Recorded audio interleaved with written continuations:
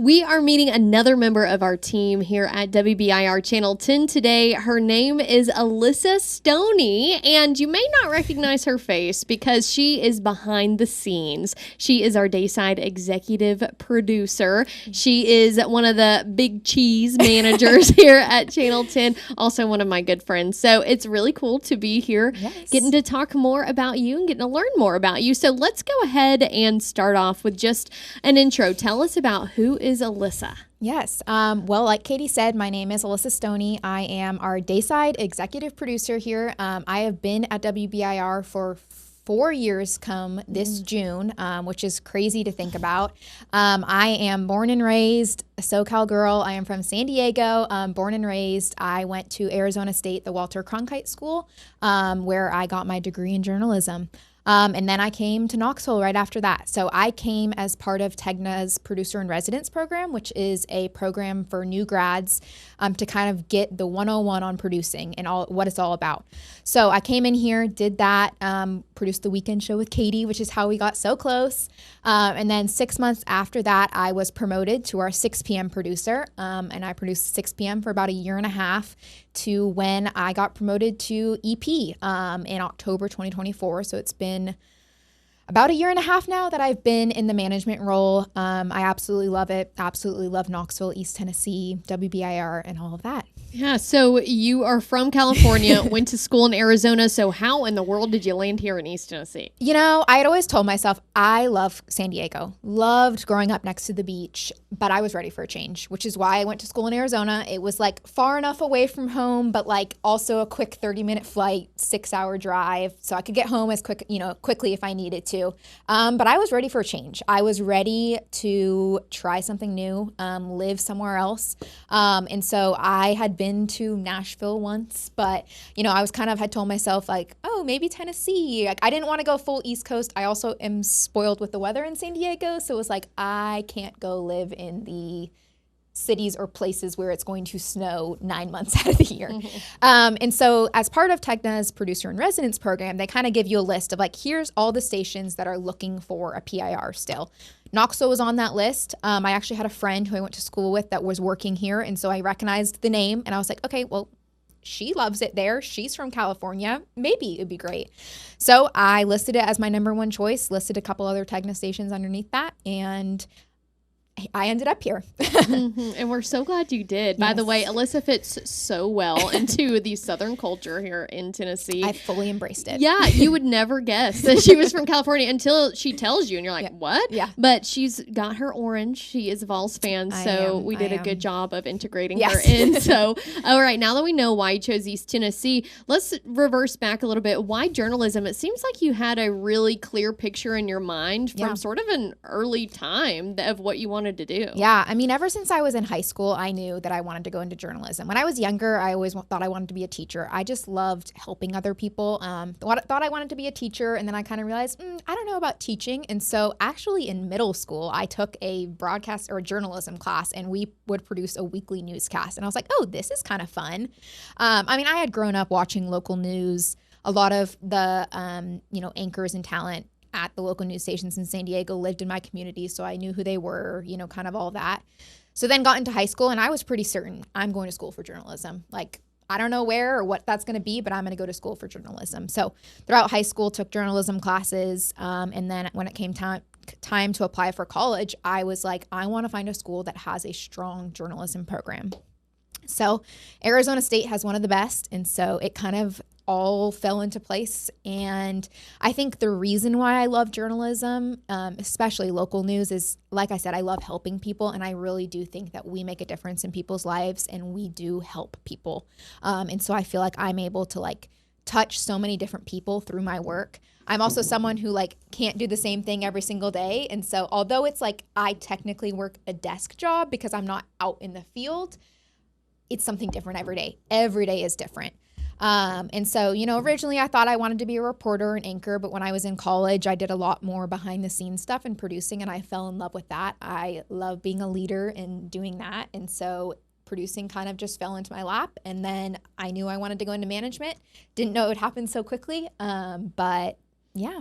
Yeah, a lot of times people will ask, who is writing what's on the teleprompter? Yeah. And it's people like Alyssa, it's people like she manages those producers too. So they do a lot of the legwork behind the scenes, do the research, reach out to people and make sure we get it right. So we appreciate all that you do. So working in local news, I think that everyone in a newsroom, you get the unique perspective to really learn a community more so than a regular desk job. Yes. So through your time, through your 4 years here in East Tennessee, what have you found that you love most about East Tennessee? I feel like I love that there is literally something to do all times of year, whenever, whether that's going and trying a new business or a new restaurant or a new coffee shop, going to a free event, a market that's happening at World's Fair Park.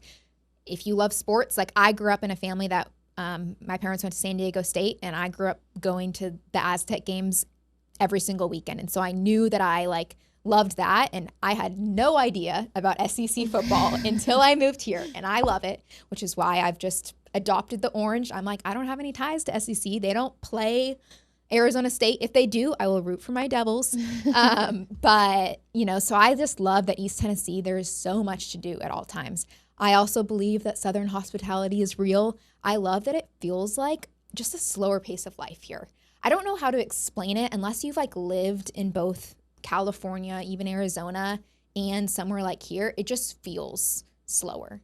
People feel nicer. I know that's sometimes a hot topic of people might not agree with that, but I personally think people feel nicer here. Yeah, and you've done a good job of explaining it sort of already, but for someone who has maybe never been to East Tennessee, I mean, you were one of those people once upon a time ago, and I'm sure that you have family who's never even been to East Tennessee. How do you describe this place beyond the, slower pace of living, the Southern hospitality? What do you say?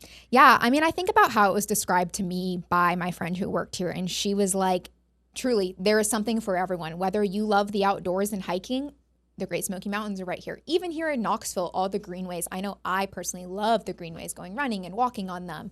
It feels like if you want that college kind of vibe, you can have that here. If you want the more, slower kind of family style, Knoxville has that too.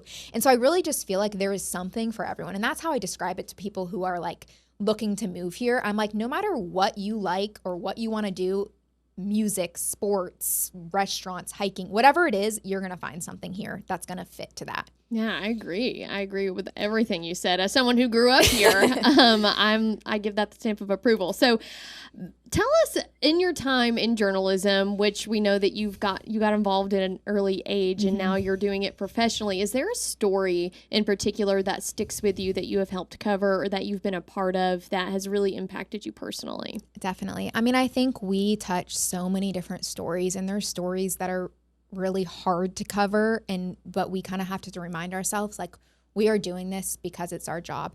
I think for me personally, my dad's a retired police officer, and so the first time I had to cover an officer that was killed in the line of duty here, that really, really hit me hard, because the officer that was killed, he was a father.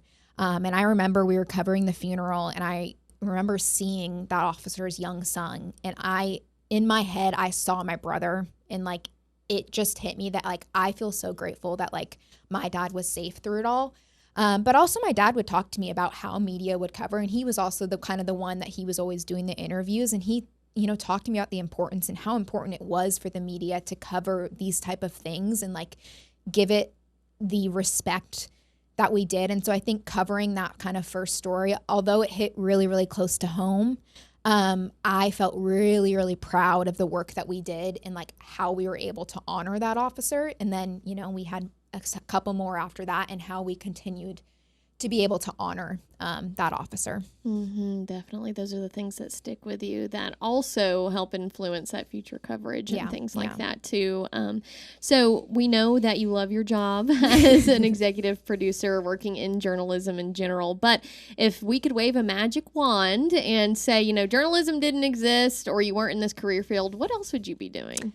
I mean, I guess the teacher, wanting to be a teacher kind of always comes back. And I even thought about now, I would love to go back and maybe do some sort of work with teaching journalism and higher ed. I truly credit my professors at ASU for teaching me everything that I knew going into this job. And I loved when they would bring in people from the industry that could share that kind of like firsthand experience. So I think I would do something with education. I think that side of me is always kind of there. And which is why I like being a manager now, is because I get to teach people. I get to teach people like about journalism, how to produce, and I love that. And so I do think that if I ever left journalism, I think I would do some sort of teaching. And as you look back on maybe those times with mentors or people who have influenced your path now as a journalist, who inspires you to be a better journalist? I think I'm surrounded here at WBIR by so many different journalists that inspire me, but I think I'll go back to living in San Diego. Like I mentioned, we had some of the anchors that lived in my community. The anchor for the NBC station in San Diego, her name is Monica Dean.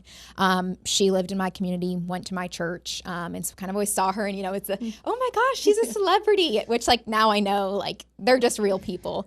But she took a chance on me when I was a senior in high school. I got connected with her and kind of just was like talking with her, asking her different questions. And then my summer before I went to college, she asked me, hey, would you want to come 2 days a week in the afternoon and just like shadow me, help me out? And I was like, oh my gosh, absolutely.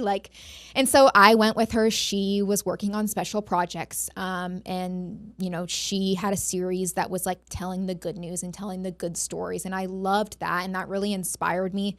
She also was a mom of 3 kids and was able to balance it all. And like, that's something that like, I know that I want in my life. And so I think that her work that she does, how she shares stories of other people, how she shares her own stories, I think that really inspires me. And I, love having that connection with her. Mm-hmm. Sometimes it takes those people growing up to take a chance on you to say, hey, I see something in you, to really create this positive trajectory in your life. Yeah. All right. Now back from San Diego here in East Tennessee, let's talk a little bit about when you have visitors coming in town, which you do. You have people that love to come and visit you and see where you love so much. Where do you always take them?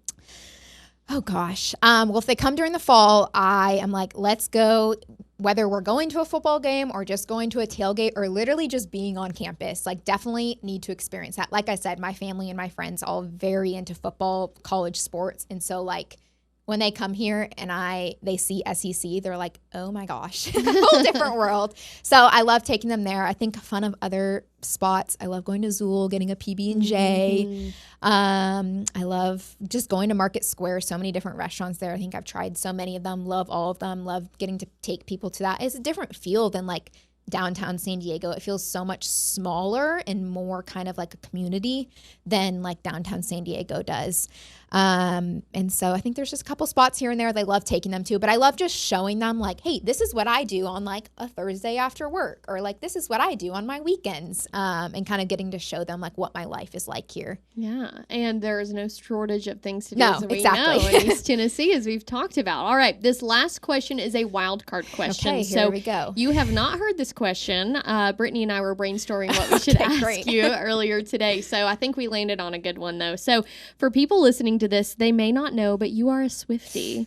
I am. Diehard Taylor Swift fan. That is something we share in common. Yes. We went to the Eras tour together a couple of years ago. So I want to know, out of all of Taylor Swift's songs, which song of hers or her era, which era or song describes you as a person? Oh gosh. I know you can have some time to think about it too, because I know there's a lot to choose from. Yeah, there is so much to choose from. And I feel like, and this is my favorite album too, and I think for so many reasons, I love her Speak Now era. I just think that it was like her time where she was like coming out of her shell, and it was like truly showing who she was. And I feel like that in the past 4 years, as I've left college and started my life here, like I feel like I've grown so much as a person and like been able to relate more to her songs and kind of how she portrayed herself during that era. So I think definitely my Speak Now era, I guess. So yeah, I think Speak Now. I like that answer. I relate to that a lot too. All right. Well, Alyssa, thank you so much for telling us more about you. Now you know more about who is behind the scenes, making sure it all comes together. And if you want to watch more of our Meet the Team episodes, you can find those on our YouTube channel or our streaming platform.